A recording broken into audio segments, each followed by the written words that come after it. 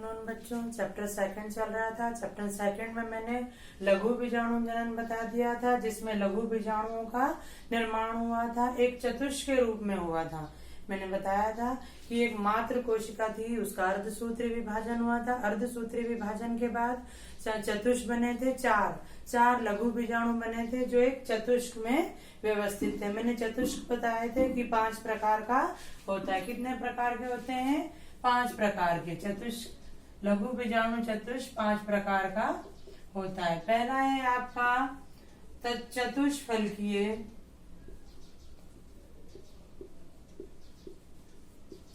चतुष्फलकीय means कि इसके जो फलक होंगे इस प्रकार होंगे।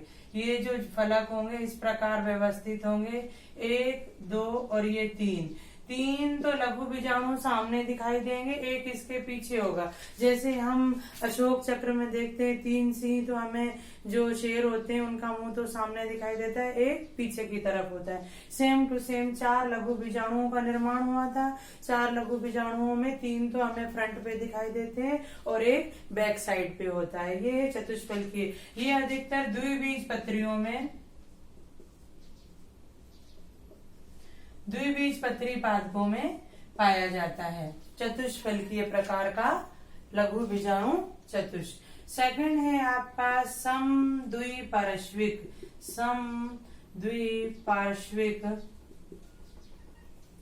इस प्रकार का जो चतुष्क होता है लघु बीजाणु चतुष्क, वो कुछ इस प्रकार एक ही तल में होते हैं। चारों जो होते हैं लघु बीजाणु एक ही तल में व्यवस्थित होते हैं, कुछ इस प्रकार से। जो संरचना मैं बना रही हूँ, ये इसका जीव द्रव्य है, ये इसका केंद्रक है अंदर, और यहाँ पे रसधानी भी पाई जा रही है। ये संरचना है कि एक परागकण के अंदर एक पूर्ण कोशिका है, ये पूर्ण कोशिका है एक। तो इस प्रकार ये चतुष्क जो होते हैं इसके समद्विपार्श्विक, ये एक बीजपत्रियों में पाया जाता है, एक बीजपत्री पादपों में पाया जाता है। द्विबीजपत्री पादप पता है आपको, जिनमें 2 पत्र निकलते हो, जैसे चने का बीज आपने उसका कवर जो छिलका था, मैंने कहा था जिनके ऊपर आवरण होता है वो आवृत्त बीजी कहलाते हैं। चना आप खोल के देखोगे तो 2 पार्ट दिखाई देंगे, जो 2 पत्र दिखाई देते हैं उन्हें बीज पत्र कहते हैं, द्विबीजपत्री। मटर देखोगे खोल के तो 2 दिखाएंगे, मूंग की दाल देखेंगे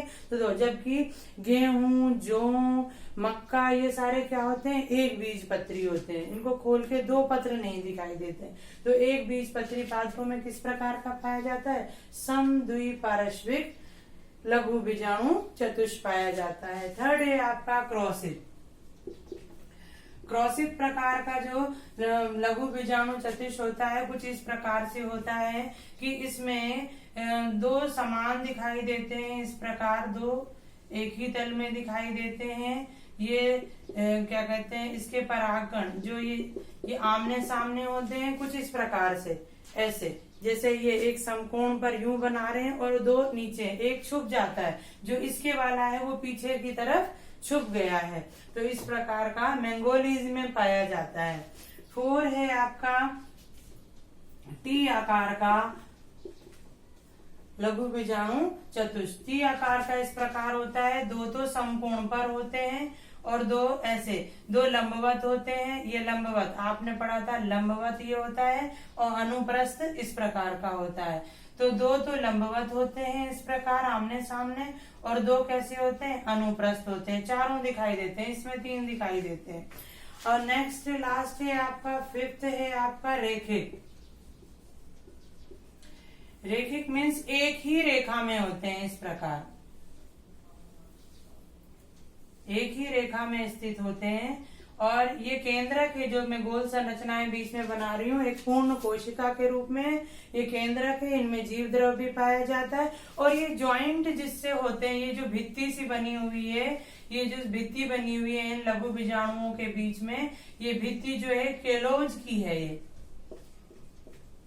केलोज की भित्ति द्वारा ये एक दूसरे से लघु बीजाणु जुड़े रहते हैं। जब ये केलोज के स्थान पर केलेज आ जाता है, केलेज एंजाइम आ जाता है, एंजाइम आ जाता है, तो क्या करेंगे? एंजाइम क्या करते हैं? अभिक्रिया की दर को बढ़ा देते हैं।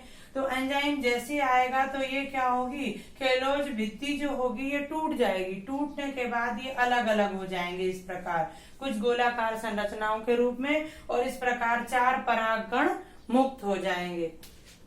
ये थी आपकी लघु बीजाणु चतुष्क में व्यवस्थित हो रहे लघु बीजाणुओं की संरचना। अब परागकण मुक्त हो गए हैं तो हम परागकणों की संरचना के बारे में पढ़ेंगे।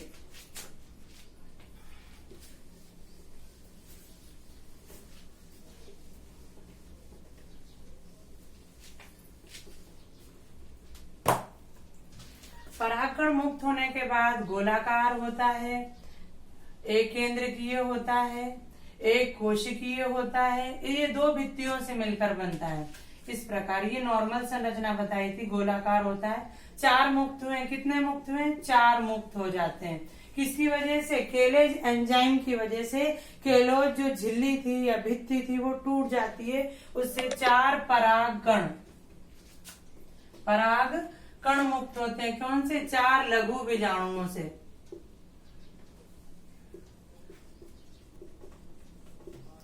चार लघु बीजाणुओं से कौन मुक्त होते हैं, 4 परागकण मुक्त होते हैं केलेज एंजाइम की उपस्थिति में। वो केलेज एंजाइम जो है उन भित्तियों को, केलोज की भित्तियों को या झिल्लियों को तोड़ देता है, जिससे 4 मुक्त हो जाते हैं परागकण।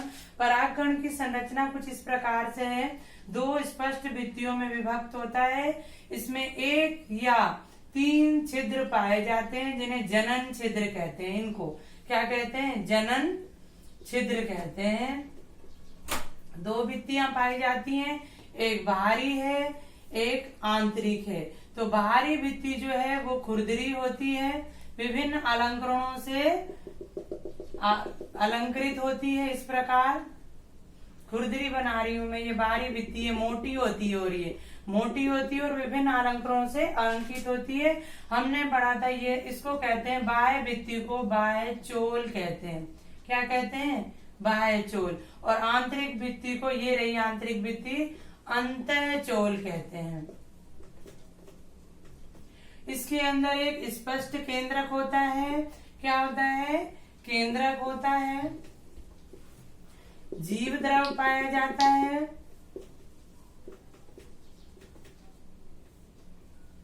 जीव द्रव पाया जाता है। एक बड़ी रिक्तिका या रसधानी भी होती है। इस प्रकार ये परागकण की संरचना है, एक केंद्रकीय है, एक कोशिकीय है, 2 भित्तियों में विभक्त है, और इसमें जीव द्रव भी पाया। जीवन की संपूर्ण जो इकाई है कोशिका के अंदर जो होनी चाहिए वो इसमें उपस्थित रहती है।